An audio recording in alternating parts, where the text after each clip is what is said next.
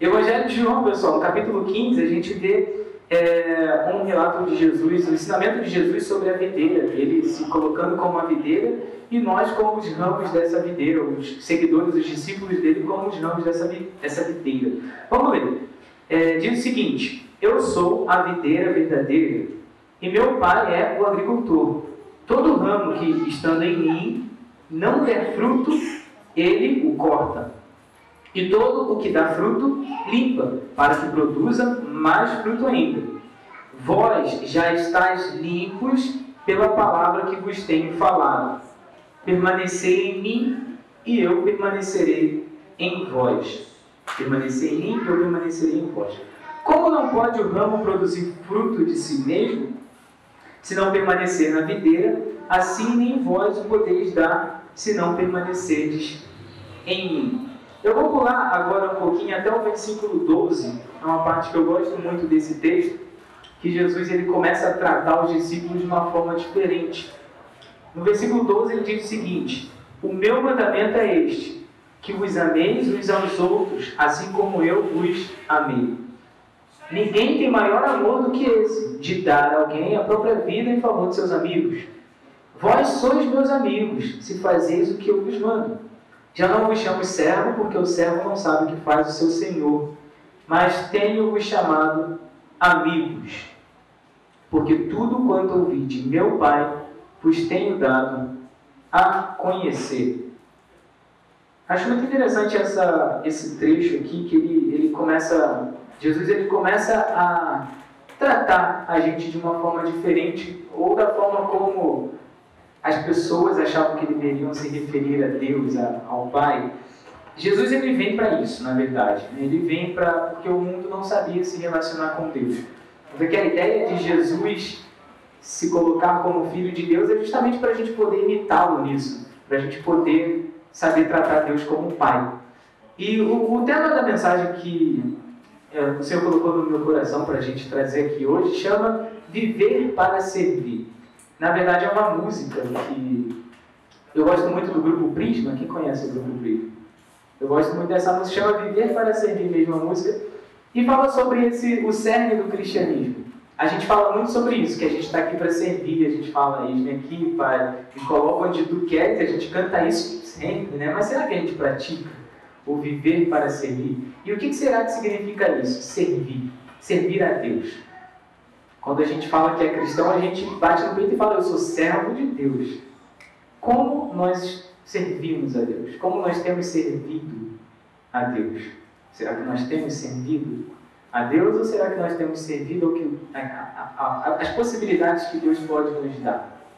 Já pararam para pensar isso? Versículo 12, que a gente leu aqui, ele começa a falar sobre amor ao próximo. Um dos principais mandamentos de Jesus e uma das principais coisas que ele fala o tempo todo: amar ao próximo. Ame aos seus amigos, ame ao seu próximo. É o que Jesus mais fala. E se a gente for ver como eram os ensinamentos religiosos que Jesus tinha, pouco se falava sobre isso. Muito se falava sobre entregar a Deus, entregar ao santuário, entregar ao Pai, que está em algum lugar que a gente não sabe. Então todo o sacrifício que as pessoas tinham que fazer naquela época era em um templo, com um sacerdote, um sacrifício a Deus. Hoje a gente também tem que fazer sacrifícios a Deus, certo? Mas Jesus ele começa a tratar isso de uma forma diferente. Como que a gente serve a Deus? Jesus ele nos dá um novo parâmetro sobre isso. Tem um trecho do Evangelho de Mateus, no capítulo 2, que a gente vê Jesus dando uma alfinetada nos fariseus. Mateus, no capítulo 23, na verdade. Evangelho de Mateus, no capítulo 23.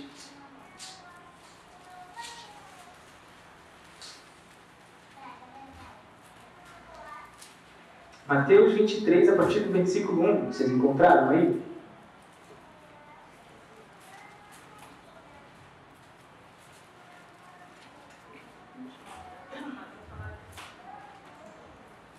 Mateus 23, versículo 1. Está aqui atrás já. Diz o seguinte: então falou Jesus às multidões e aos seus discípulos. Na cadeira de Moisés se assentaram os escribas e os fariseus. Fazei e guardai, pois, tudo quanto eles vos disserem. Porém, não os imiteis nas suas obras, porque dizem e não fazem. Aí no versículo 4 ele diz que os fariseus atam fardos pesados e difíceis de carregar, e os põem sobre os ombros dos homens. Entretanto, eles mesmos nem com o dedo querem movê-lo. Praticam, porém, todas as suas obras, com o fim de serem vistos dos homens, pois alargaram seus filactérios e alongaram as suas franjas. Amam o primeiro lugar nos banquetes e as primeiras cadeiras nas sinagogas, as saudações nas praças e os serem chamados mestres pelos homens. Então, são os fariseus, são aqueles caras que amam ser reconhecidos. Quando ele fala que aumentam os seus filactérios e tudo mais, eles se apedrejam, como é que fala? Se enfeitam demais para se vangloriarem e não fazem nada daquilo que ensinam. Jesus ele critica a própria religião o tempo todo. E muita gente fala que Jesus ele vem para trazer uma nova religião. Já ouviram falar nisso? É o que a gente chama de cristianismo. Mas é interessante a gente ver que o cristianismo, na verdade, não foi fundado por Jesus. Jesus em nenhum momento fundou uma religião. Já pararam para notar? Se a gente lê os evangelhos, ele nunca escreveu nada. Nem pediu para ninguém escrever nada. Se a gente seguir os princípios básicos da criação de uma religião, ela tem que ter os seus fundamentos, como Moisés fez lá no começo, para criar uma religião para o povo que ainda estava meio perdido, seguindo os egípcios ali. Ele precisava criar textos, criar leis, criar ordem, e Jesus não faz nada disso. É muito interessante que Jesus ele nos traz um outro âmbito de relacionamento com Deus, não pela religião, mas pelo dia a dia, pelo viver, pela prática. Jesus, e ele critica isso daí. Os fariseus, por exemplo, ficam sentados lá nos seus tronos, ensinando a todo mundo, mas não fazem. Falam, mas não fazem. Aumentam a sua glória, aumentam a sua aparência, mas não praticam. E a nossa religião? Nós que somos seguidores de Cristo, servos do Senhor, como a gente fala, servos de Cristo, seguimos a Cristo. Nós servimos a Cristo como um Deus imaginário, ou nós servimos a Cristo no sentido de imitá-lo, assim como ele sugeriu a gente, de praticar? A nossa fé é capaz de gerar isso, gerar essa prática? Eu não sei se vocês lembram de um texto que está lá na carta de Tiago, no capítulo 2. Pode ficar tranquilo que vai aparecer aqui também rapidinho, só para a gente dar uma conferida. Tiago, no capítulo 2, versículo 14, mas todo esse capítulo 2 ele fala sobre acepção de pessoas, e a partir do versículo 14 tem um subtítulo lá, a fé sem obras é morta. Eu já ouvi isso muito na minha vida e muitas discussões em relação a isso. Tiago 2,14 diz: meus irmãos, qual é o proveito se alguém disser que tem fé, mas não tiver obras? Pode acaso semelhante fé salvá-lo? Se um irmão ou uma irmã estiverem carecidos de roupas e necessitados do alimento cotidiano, e qualquer dentre vós lhe disser, ide em paz, aquecei-vos e fartai-vos, muito que a gente faz às vezes, né? Coitados, vamos orar por eles. E a gente vai, coitados, vamos orar por eles. Vou orar por você, irmã. Amém. Tchau. Um beijo. E vamos lá, continuando. Ide em paz, aquecei-vos e fartai-vos, sem contudo lhes dar o necessário para o corpo. Qual é o proveito disso? Assim também a fé, se não tiver obras por si só, está morta. Fechando no versículo 17. Fé e obras são duas coisas que andam juntas, uma coisa necessita da outra. A gente vê aqui que a fé sem obras está morta, mas a fé, para existir, ela precisa das obras? Não, né? Vamos ver por que não. Efésios 2, do 8 ao 9. Carta de Paulo aos Efésios, no capítulo 2, versículo 8. Paulo ele fala o seguinte: porque pela graça sois salvos mediante a fé. Isso não vem de vós, é dom de Deus. E é no versículo 9. Não de obras, para que ninguém se glorie. Então, a fé não vem de obras, não vem de nós, é dom de Deus. Mas é interessante porque a fé gera frutos. E é o que a gente viu lá naquele trecho lá do Evangelho de João, Jesus falando, né? Você for um ramo, estiver em mim, eu estarei em você. Se você não gerar frutos, será cortado. Não é isso que Jesus ele fala? Mas aquele que gera frutos, ele é limpo para que gere mais frutos. Então, a fé é a sementinha. Ela não precisa das obras para existir. Deus coloca ela dentro da gente. Mas o fato de termos essa fé dentro de nós, frutifica na nossa vida. E são esses frutos aí que a gente não pode prender, que a gente precisa deixar florescer. Porque eu acho interessante naquele trecho lá do Evangelho de João, que Jesus ele não fala sobre ramos que não estão nele. São os ramos que fazem parte da videira. Os que estão em mim, vou até ler de novo. Só para a gente confirmar. Olha, João 15.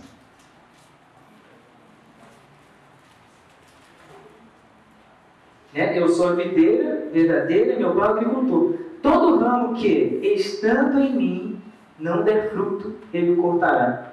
Estando em mim. E aí no versículo 4 ele fala, permanecei em mim e eu permanecerei em vós. O que é permanecer em Jesus? Fazer como ele fez. Seguir o caminho. Ele fala o seu caminho, a verdade, a vida. Seguir o caminho, seguir a Jesus conforme ele fez, é permanecer nele. Enquanto permanecermos nele, ou seja, imitarmos o comportamento de Jesus, ele permanecerá em nós. É isso que ele quer dizer. E aí essa parte eu acho muito interessante, porque o ramo que permanece nele, mas não gera frutos, é cortado. Então, olha que interessante, a nossa fé, ela não se baseia numa religião. Uma coisa mais legal do cristianismo, assim, é que você não tem credencial para ser cristão. Você não tem uma carteirinha, como a gente vai fazer. Até porque não tem mesmo, né, Fatina? Nem se precisasse. Você não tem uma carteirinha para te garantir de ser cristão. É diferente do judeu, por exemplo. Você é filho de judeu, você é circuncidado, você é judeu e acabou, independente do que você faça. E muitas religiões afora são assim. Você é filho de fulano, descendência, né? E o seu pai, seu avô servia ao Deus tal, então você também faz parte dessa religião, independente de você querer ou não.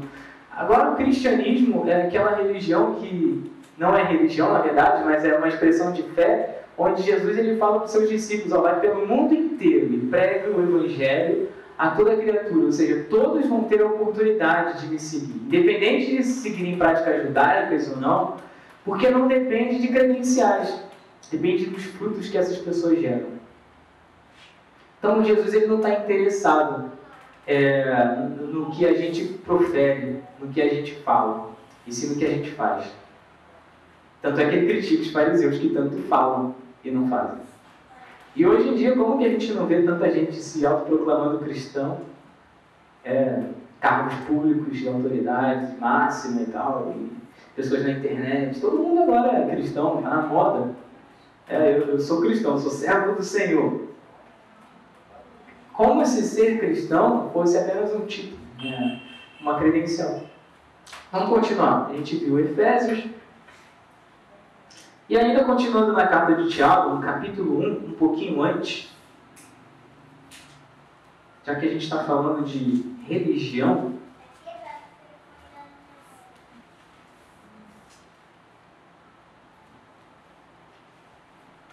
carta de Tiago, capítulo 1. Interessante que Tiago escreve essa carta aqui para Israel, para as 12 tribos, que estavam por aí. Tiago 1, versículo 26. Tiago capítulo 1, versículo 26.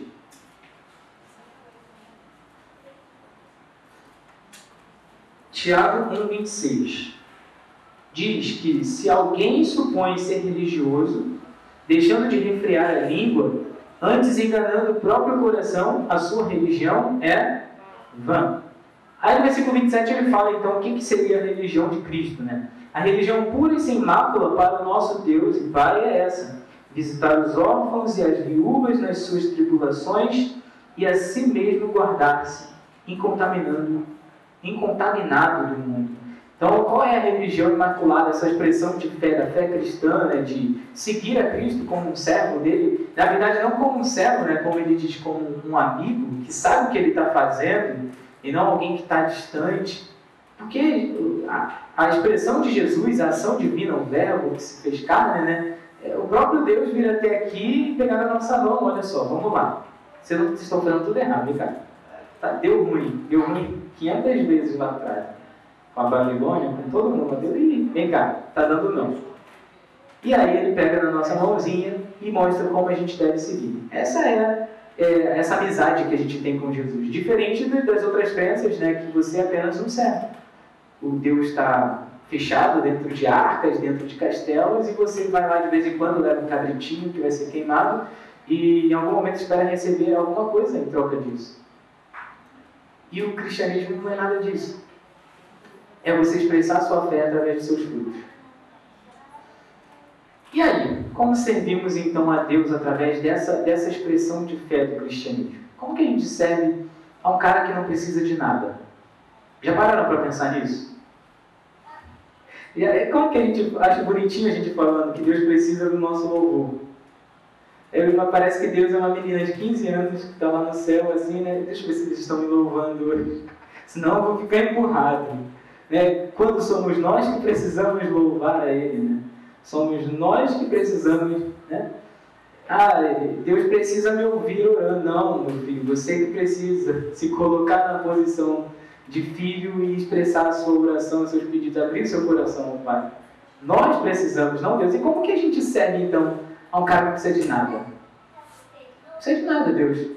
Criou tudo. Como que a gente serve, então? Porque, né? A gente vem à igreja para servir a Deus. Como que a gente está servindo a Deus aqui agora? Adoração, louvor, né? Como que a gente está servindo a Deus dentro da igreja ou lá fora? Se Ele não precisa de nada que a gente tenha a oferecer.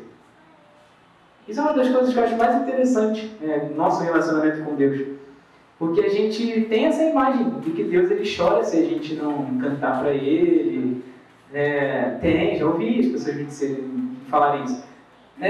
Como se Deus ele fosse emotivo e tal, e fosse carente, precisasse de atenção. Somos nós que precisamos. Então, como que servimos a Ele? Que interessante. Vamos ver aqui. Jesus nos responde a isso. Mateus, no capítulo 25, do Evangelho de Mateus. Capítulo 25 do Evangelho de Mateus. Como que serve a Deus? Um ser que tudo tem, de nada precisa.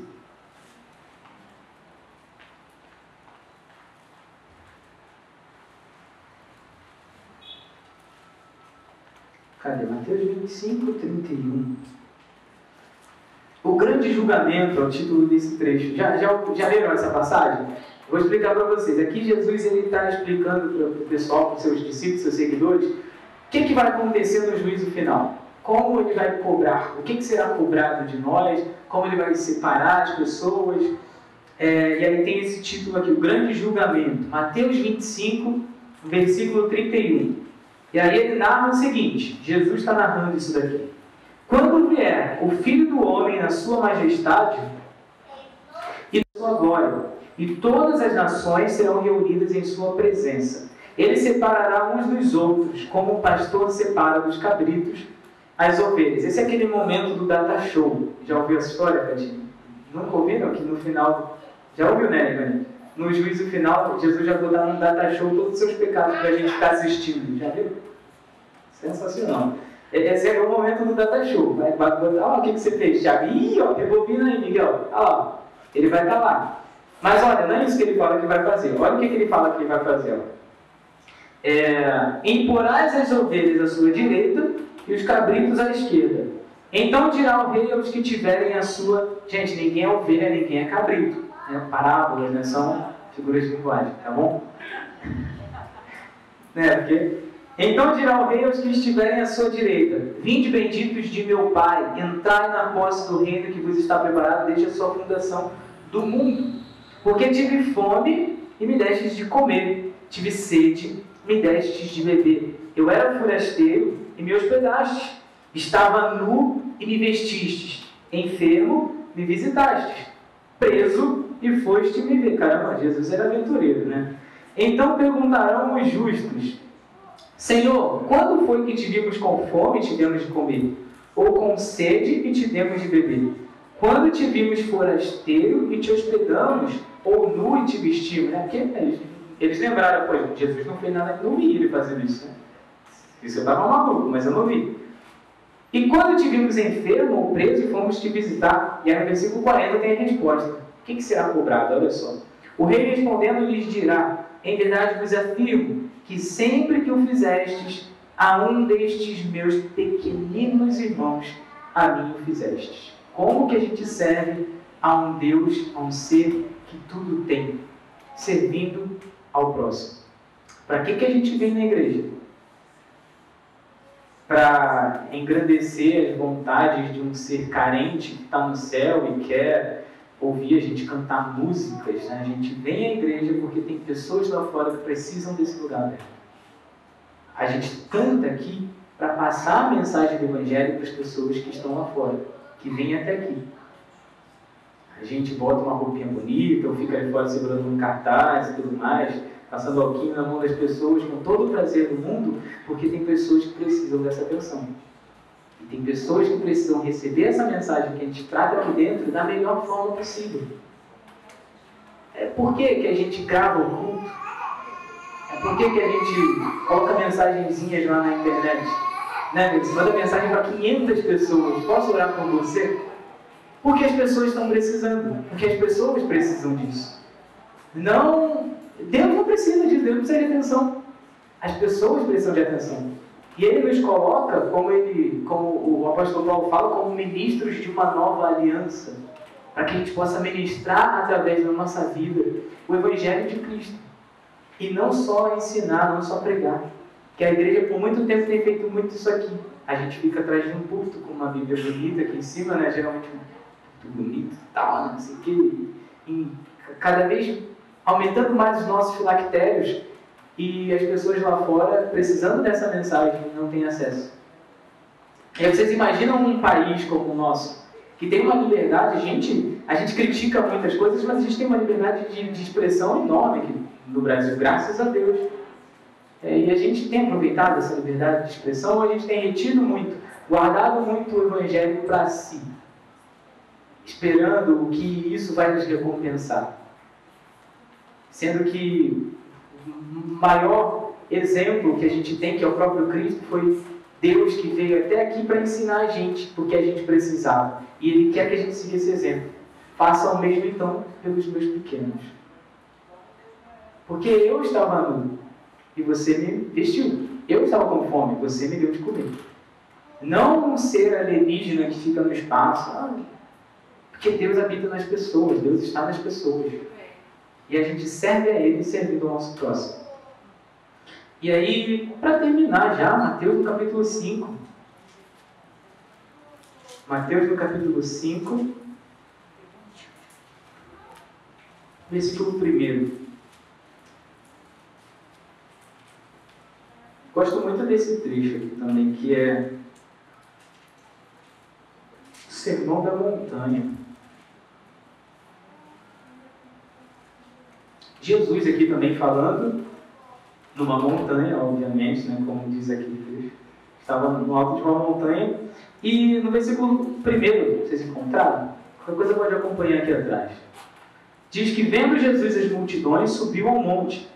E como se assentasse, aproximando-se os seus discípulos, e ele passou a ensiná-los, dizendo: bem-aventurados os humildes de espírito. Eu fico imaginando Jesus, de repente ele começa a falar, né?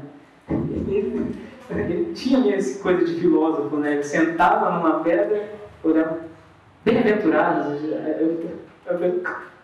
me dá uma boa noite. Brincando, gente, vamos lá. Aí ele disse: bem-aventurados os humildes de espírito, porque deles é o reino dos céus. Humilde de espírito. Em algumas traduções pode estar pobre de espírito, já ouviram isso?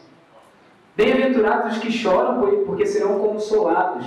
Bem-aventurados os mansos, porque herdarão a terra. Bem-aventurados os que têm fome e sede de justiça, porque serão fartos. Bem-aventurados os misericordiosos, porque alcançarão misericórdia. Bem-aventurados os limpos de coração, porque verão a Deus. Bem-aventurados os pacificadores, porque serão chamados filhos de Deus. Bem-aventurados os perseguidos por causa da justiça, de novo justiça, porque deles é o reino dos céus. Bem-aventurados sois quando por minha causa vos injuriarem e vos perseguirem, e mentindo disserem todo mal contra vós. Regozijai-vos e exultai-vos, porque é grande o vosso galardão nos céus. Pois assim perseguiram os profetas que vieram antes de vós. E um pouquinho depois, ele fala, vós sois o sal da terra. Ora, se o sal vier a ser ímpido, como lhes restaurar o sabor? Para nada mais presta, senão para lançar fora, se pisado pelos homens. Olha só, você é o sal. Mas se o sal não der sabor, para que serve? Você é o ramo, está em mim. Você é parte da videira, mas se der fruto. Para nada mais presta, senão para ser lançado fora. Vós sois a luz do mundo, mas não se pode esconder uma cidade edificada sobre um monte. Nem se acende uma candeia, uma lanterninha, para colocá-lo debaixo do alqueire, mas no velador, e alumia todos os que se encontram na casa. Assim brilhe também a vossa luz diante dos homens, para que vejam as boas obras e glorifiquem ao vosso Pai que estás nos céus. Então a fé gera obras. E essas obras elas servem para que o nome do Senhor seja glorificado. Assim que a gente serve a Deus. Se a gente pegar as bem-aventuranças, eu acho elas interessantes. Né? Bem-aventurados os pobres de espírito. Quem são os pobres de espírito? Somos nós que entramos aqui na igreja, lemos muita coisa na Bíblia, e aí toda vez que a gente lê tanta coisa assim na Bíblia que Jesus fez, que Ele ensina pra gente, a gente fala, eu não sou nada. Eu não aprendi nada ainda. Quando a gente levanta a mão e tem essa segurança de falar, eu não aprendi nada do Evangelho ainda, preciso aprender. Porque a gente aprende quando pratica, e o Evangelho é prática, a gente viu, não é uma religião. Jesus veio para trazer um ensinamento de vida. Então a gente só pode falar que aprendeu algo que Ele ensinou quando a gente pratica. É o princípio da escola, né? A criança não precisa praticar para saber que aprendeu. Senão é um mistério. Será que eu aprendi mesmo? Não, se não praticou é porque não aprendeu. Pobres de espírito. Bem-aventurados também aqueles que têm fome e sede de justiça. E aí depois, no final, ele fala que a sua justiça exceda a dos escribas e fariseus, aqueles caras que ele tanto criticava, ficavam sentados lá. Como assim que a minha justiça exceda a justiça dos caras que cuidam da lei? Como assim? E aí eu lembro aqui para vocês de alguns exemplos de José, por exemplo, que atentou Maria em secreto, quando Maria estava grávida, sem ter coabitado com ele. A justiça de José naquele momento excedeu a dos escribas e dos fariseus, porque segundo a justiça, de fato, do homem naquela época, Maria deveria ser apedrejada. Um outro exemplo que eu acho muito curioso é em relação a Caim, né? Caim mata Abel, mas aí depois ele não pode morrer, já viram isso? Deus ele coloca uma proteção sobre a linhagem de Caim. E aí muitas pessoas já me perguntaram, mas Caim é eterno? Porque parece que tem uma série aí que Caim ainda existe. Anaí, qual a mensagem que Deus está passando ali? Não é você que deve julgar ele. Você é tão pecador quanto ele. Linhagem de Sete, você é tão pecadora quanto a linhagem de Caim. Então vocês não têm direito de atentar contra ele. A justiça que excede dos escribas e dos fariseus. E somos esse sal, somos essa luz para iluminar, para salgar a terra, para gerar sabor. E a gente precisa frutificar, gente. Veio a pandemia prendeu a gente, não deu para fazer nada na pandemia, deu para fazer muita coisa na pandemia. Eu acho que, para mim, falando de ministério e tal, foi o ano que eu mais produzi. Foi o ano que eu mais... Não foi, Patinha? Patinha correndo, Patinha... Por que, gente? A gente não deve deixar isso apagar. A nossa fé precisa ser expressada. Ela precisa aparecer para as outras pessoas. Não para que nós sejamos gloriados, mas para que as outras pessoas possam ter a oportunidade de viver aquilo que a gente vive, a experiência que a gente tem em Cristo. É egoísmo nosso a gente guardar isso para si. Talvez com medo, talvez com vergonha, talvez com medo de não ser capaz. Se fosse assim, ninguém seria capaz. Ninguém estaria pronto. Ninguém está pronto. Já perguntaram isso para você? Você está pronto para a volta de Jesus? Não. E amanhã também não. Depois também não. Graças a Deus Ele é misericordioso. E as misericórdias se renovam a cada manhã. Graças a Deus Ele morreu por mim. Porque se você depender de eu estar pronto para Jesus voltar e me analisar, eu estava frito. Todo dia, amanhã também. Nem sei o que eu vou fazer amanhã, mas eu estava frito também. Porque a gente erra. É a maior certeza do mundo. Mas Jesus nos amou para que a gente possa ter a oportunidade de ter um relacionamento com Ele. E não guardar essa oportunidade para a gente. Espalhar essa oportunidade para as outras pessoas. Influenciar as outras pessoas nesse sentido. De que elas podem também, de que elas podem entrar aqui. Tem muita gente que passa, vê uma igreja de fora, não pensa, eu não posso, eu não sou digno de entrar ali dentro. É todo mundo muito bonitinho e tal. Quem somos nós aqui dentro? Não é verdade? Então que a gente guarde essa mensagem, gente, de que o cristianismo não é uma religião. Na verdade, o cristianismo nem existe. Ele é uma prática, né? Uma expressão de vida que deve ser exercitada dia após dia. A gente tem uma fé aqui dentro que precisa ser frutificada, que precisa gerar frutos. Somos parte de uma videira viva, né? Que está brotando vida dia após dia, misericórdia dia após dia, para que você possa acordar e falar: o que de bom eu vou fazer por alguém hoje? Que coisas novas eu vou levar para a minha comunidade, para a minha igreja, para a minha família, para o meu trabalho? E, gente, não existe tempo para isso, não existe idade, limite, não existe preparo teológico, não existe nada disso. É o que você pode fazer com o que você tem. Ah, mas não tem, tinha que ter um ministério muito grande, tinha que ter muita gente trabalhando, tinha que ter... Não, pode ser você. Até onde você pode fazer, até onde você pode aprender, até onde você pode buscar. Mas por que você faz isso? Para dar a outras pessoas a oportunidade de ter essa experiência de vida. Amém?